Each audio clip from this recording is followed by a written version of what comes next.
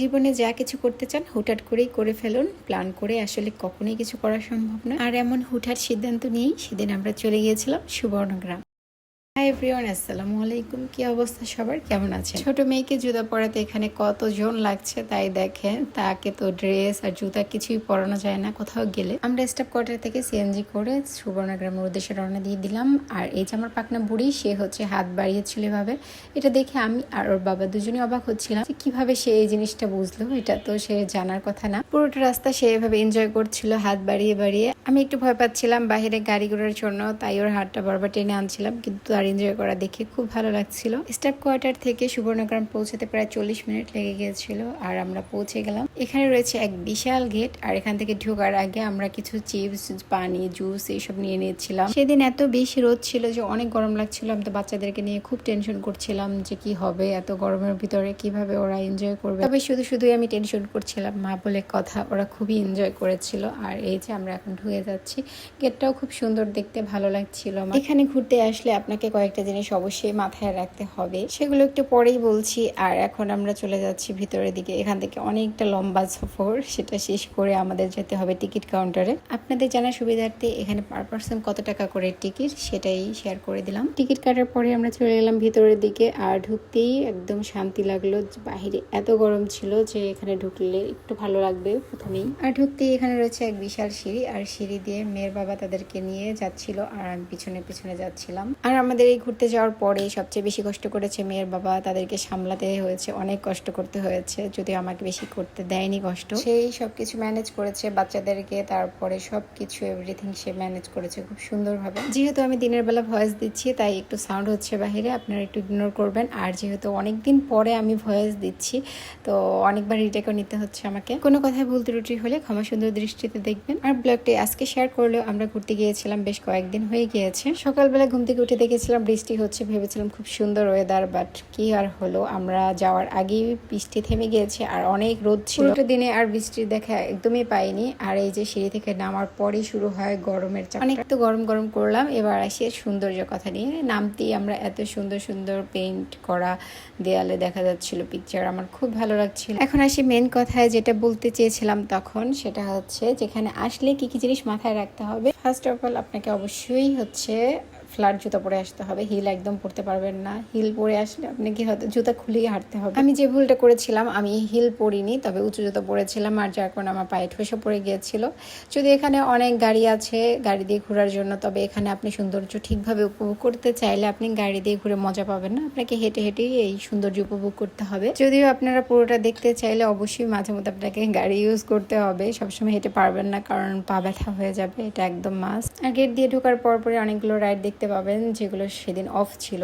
এখন এগুলো সেদিন মানে ঠিক ছিল কিনা জানি না, সেদিন আমরা দেখিনি কোনোটা চলতে, যদিও অপর সাইডে কিছু রাইড ছিল সেগুলো হচ্ছে চলছিল। হাঁটতে এত বেশি কষ্ট হতো না যদি আমার জুতোটা ঠিক থাকতো। জুতোর কারণে আমাকে বেশ কষ্ট পেতে হয়েছিল।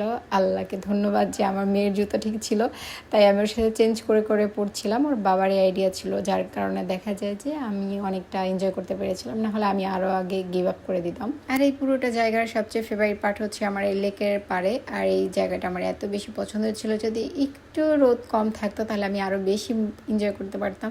আর আমার মনে হয় আমি এখানে বসে সারা দিন কাটিয়ে দিতে পারতাম। আর আমি উইশ করছিলাম যেন একটু বৃষ্টি হয়, যেটা অসম্পূর্ণ রয়ে গেছে, বৃষ্টি একদমই হয়নি। এখন আসি সেকেন্ড যে বিষয়টা রাখতে হবে, যদি অনেক বেশি রোদ থাকে বা বৃষ্টি থেকে অবশ্যই ছাতা নিয়ে যেতে হবে। আর সানগ্লাস তো মাস্ট, ছাতা আর সানগ্লাস দুটোই নিয়ে গিয়েছিলাম, যেটা আমাদের অনেক উপকারে এসেছিল। আর এই যে আমার বড় মেয়ে কতক্ষণ ব্যাগ টানছে, আমি কতক্ষণ ব্যাগ টানছি, আসলে ব্যাগটা নিয়ে যাওয়া অনেক উপকার হয়েছে।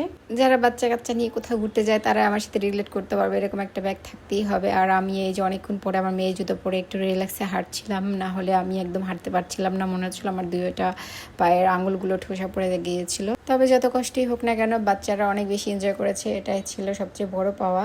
ছোট মেয়েকে তো একদম আটকে রাখা যাচ্ছিল না, দেখতেই পাচ্ছেন তার বাবার একটাই ডিউটি তার মেয়ের পিছনে দৌড়ানো। এখানে ভিডিওতে খুবই কম রাস্তা দেখানো যাচ্ছে, কিন্তু আমরা অনেকটা রাস্তা পেরে এসেছি, যার মধ্যে আমরা অনেকবার বসেছি, তারপরে ঠান্ডা পানি, জুস, চিপস এগুলো খেয়ে আবার হেঁটেছি, যেগুলোর ক্লিপ নেইনি। দেন এখানে এসেছি বাচ্চাদের একটু খেলাধুলার জন্য। বাচ্চাদের কাছকে যেখানেই খেলার জায়গা পাচ্ছে সেখানেই খেলছে। আর ছোট মেয়ে কেন জানি আমরা যেদিকে থাকছি তার উল্টো দিকে সে দৌড়াচ্ছে, মানে আমরা যেখানে আছি, মানুষ যেখানে আছে সে সেখানে থাকবে না, তার উল্টো দিকে চলে যাবে। আর এই যে ছোট মোটার জন্য একটু ফুল দিলাম, মাশাআল্লাহ বলতেই ভুলবেন না। আর এই যে দেখেন আমাদের দেখেই বোঝা যাচ্ছে আমরা কতটা ঘেমে গিয়েছিলাম। আমরা যতটাই টায়ার্ড হয়ে যাই না কেন, বাচ্চারা খুব এনজয় করছে, তাদের মধ্যে কোনো টায়ার্ডনেস নেই। তারা আরও পারলে সারাদিন এখানে খেলাধুলা করতো। দেন ওখান থেকে বের হয়ে যায় আর আমরা খাওয়ার উদ্দেশ্যে রেস্টুরেন্টের দিকে যেতে থাকি। আর এইখানটা অনেক বেশি ছায়া ছিল, তো খুব ভালো লাগছিল জায়গাটা দেখে, ভালো লাগছিল। আমার ইচ্ছা করছিল আমি একটু বসে যাই, কিন্তু না, আগে তো ক্ষুধা পেয়েছে, খেতে যাব। দেন এই যে সামনের দিকে যাচ্ছিলাম, এখানেও বাচ্চারা খেতে যাচ্ছিলো। আমি বলছিলাম চলো আগে আমরা খাওয়া দাওয়া করে নিই। দেন এখানে ছিল এক বিশাল রেস্টুরেন্ট, যেখানে শুধু আমরাই ছিলাম আর কোনো কাস্টমার ছিল না। আমরা ঢুকে একদম নিজেদের রাজত্ব মনে করে দৌড়াদৌড়ি করছিলাম। বাচ্চা কাচ্চা ছোট হলে যে কি কষ্ট করতে হয় বাবা, আমাদের এই যে অবস্থা বাবার দেখেন, সে এই জন্য যেতে চায় না আমাদেরকে নিয়ে কোথাও, কারণ তার এইভাবে দৌড়াতে হয় সারাক্ষণ। যাই হোক, এখানে খাবার অর্ডার দিয়ে ফেলি। আর এখানে সবচেয়ে মজার বিষয় ছিল এই ফ্যানটা, এত বিশাল ফ্যান। আমি দেখছিলাম যে একদম ফ্যানটা ঘুরছে না, আমি বারবার কনফিউজড হয়ে যাচ্ছিলাম আর বারবার ফ্যানের দিকে তাকাচ্ছিলাম যে ফ্যানটা কি আদৌ ঘুরতেছে। তবে বাতাসটা ছিল এত মিষ্টি একটা বাতাস, এত স্নিগ্ধ বাতাস, মানে আমার বারবার মনে হচ্ছিল যে আমি বাহিরের বাতাস যেভাবে ন্যাচারাল বাতাস থাকে একদম ফিল হচ্ছিল আমার। আমি বারবার মেয়ের বাবাকে বলছিলাম নিশ্চয়ই বাহির থেকে বাতাস আসছে, কিন্তু বাহিরে দেখি একটা গাছের পাতাও নড়ছে না, তার মানে এই ফ্যানের বাতাসটাই লাগছে। এখানে আমরা খাবারের জন্য ওয়েট করছিলাম আর আমাদের অবস্থা দেখেই বোঝা যাচ্ছে আমরা কতটা কাহিল, বালি ধুলা সবকিছু আমাদের ফেজে লেগে গিয়েছে। দেন মেয়ের বাবা গিয়ে খাবারটা নিয়ে আসে। আমরা এখানে দুটো সেট মেনু অর্ডার করেছিলাম আর সাথে ঠান্ডা পানি, জুস এগুলো নিয়েছিলাম। খাবারের প্রাইস মোটামুটি ঠিক ছিল, খাবারটাও বেশ ভালো ছিল, তবে ডিমটা বেশি ভালো ছিল, মাংসটা অতটা ভালো লাগেনি আমার কাছে। দেন খাওয়া শেষ করে আমরা বের হয়ে পড়লাম। বের হতে আমার একদম ইচ্ছা করছিল না, আমার ইচ্ছা করছিল আমি ওই ফ্যানের বাতাসের নিচে দাঁড়িয়ে থাকি।